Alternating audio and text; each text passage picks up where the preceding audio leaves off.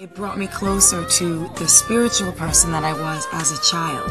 And that's something that happens when you have an awakening, when you have an awareness that says like, okay, everything you're doing right now is fighting an uphill battle. So what you need to do is pray about it and get to the place where it's you and God basically. And it's like, okay, I need to go back to having the spirit of the 4-year-old child that I was when I prayed to become a singer, to become a successful person, to say, I'm going to succeed. I have faith that I will do that. When you truly have faith, you can move mountains and nothing is impossible. When I first started out, I was very much like kept kind of like sequestered as like the girl that wasn't allowed to talk to anybody. I think that's why people never expected that I had a personality or that I had a point of view. Most people didn't realize I write my own songs. To this day, a lot of people don't. You know, they don't realize what I do in terms of just being in the studio from the inception to the completion of a record. I can't say enough about Jermaine. We have been collaborating together since Always Be My Baby. What's really unique about JD is that he understands me as a collaborator. I feel like he gets me as a person, as a friend, like genuinely as a friend. And he also understands the Mariah Carey sound. I hate doing that, but I have to say, because he gets that sound. That there's a specific reason why Always Be My Baby did what it did. There's a reason why We Belong Together is such a big hit. It's because when we work together, and let's say we're going too far in one direction, Jermaine has a really great way of kind of like reeling it in and saying, how about this? Like the second verse of We Belong Together. He had the concept to take it very old school, soulful. He's just such a great person, and his ego has not like made it so he can't like fit through the door. He's still the same Jermaine that I first met, and I would say he's my favorite person out of everybody I know to work with. I love him to death. It's funny because I know that my lifestyle is totally over the top. I know that I can be like the most dramatic person on earth. And then excitement. edit that out, edit it out. Spare me the details. Okay, we're talking about 30 seconds here, guys. Okay, let's go. You ready? Come on, chop chop, sprinkles. Chop chop. We're all smoking. Yeah, I know that. It's pretty gross. That's a disgusting habit. But the other nail. She ruined my moment. I was trying to listen to Don't Forget About Us. I was like halfway through, and then I see this freak flashing me, and I'm just like, I had to hit rewind. That was great. I've always been like this, so that's what I think is funny.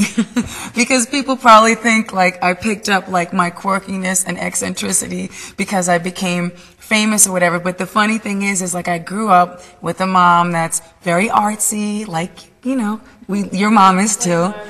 I think it's like because of just growing up with that whole thing and then having, you know, the different cultures that I had, you know, between like my father's family and my mom, and it kind of prepared me for this bizarre lifestyle that I lead, but yet it never made me, while in this lifestyle, think that I was better than anybody else. There is a reason why I do connect with people that have been through struggles, whether it's a multiracial thing or whether it's for whatever reason they feel different or ostracized or whatever. And I think that's why a lot of people who've gone through certain things relate to me and my music. You're on a desert island. What would you have if you were on a desert island? Jack the dog.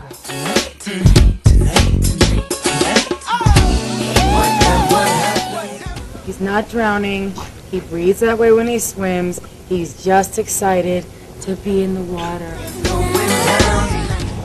Oh, it's hot. It's all going down tonight. I think it's all going down tonight. So get ready. 'Cause you and me have business we gon' handle. Good. Jack is a star, and I don't care if you know it or not. Look!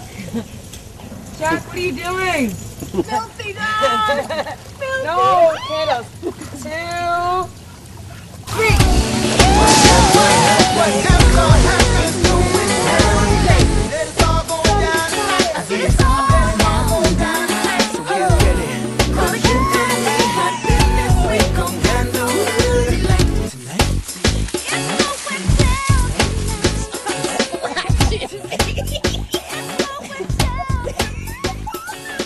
all of us have been inspired by somebody.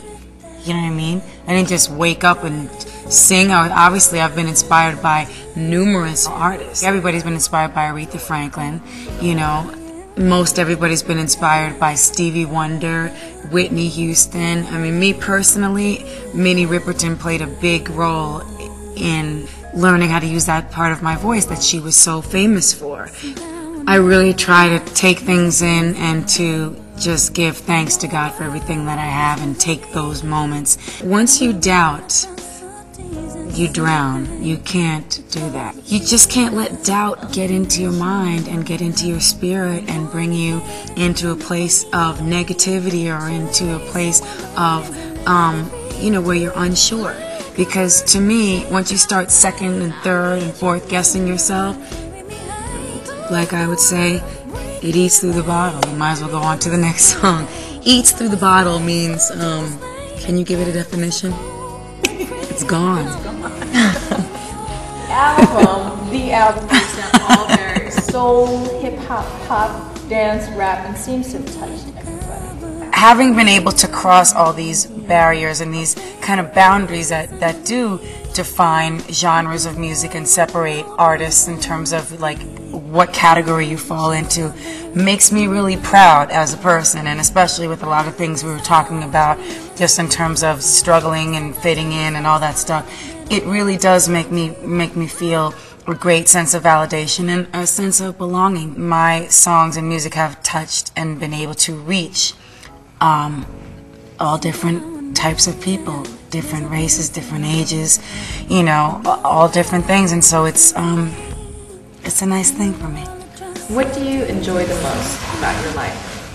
I enjoy being able to do what I love for a living. Right, and you're free. Well, being free is something I actually never thought I would really be, and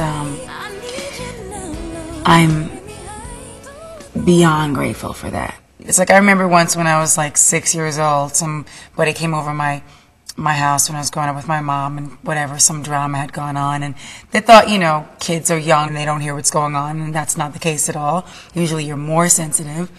And this person was like, if this kid makes it, it's going to be a miracle. And I'll never forget that. And that kind of like echoed in my head through a lot of times that I went through in the beginning of my career and in the personal life that was behind that, And so if this kid makes it, it's going to be a miracle kind of was like my little, I don't know, I guess it was sort of a mantra because I believe in miracles. Oh, damn. La, la, la, la, la, la.